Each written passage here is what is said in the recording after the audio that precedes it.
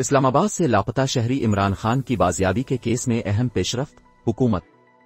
Islamabad, daily Pakistan online. वफाकी दारुल हुकूमत से 5 साल से लापता इमरान खान की बाजियाबी के लिए दायर दरखास्त में अहम पेशरफ्त हुई है।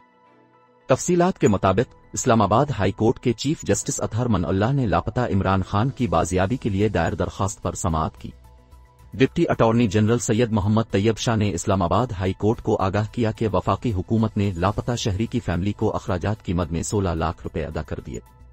Deputy attorney general Syed Tayyab Shah ने बताया कि 13 अगस्त के ऑर्डर के मुताबिक 16 लाख रुपए की अदायगी कर दी गई।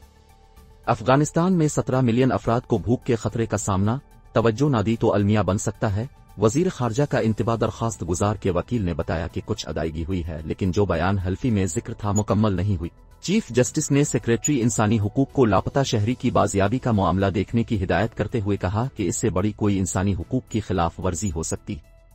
सेक्रेटरी वजारत इंसानी हुकूक ने बताया कि वजारत दाखिला ने इस केस को प्रोसेस किया था, अब मैं देख लेता हूं। अदालत ने केस को दीगर लापता अफराद के केसेस के साथ मुंसलिक करके मुकर्रर करने की हिदायत कर दी।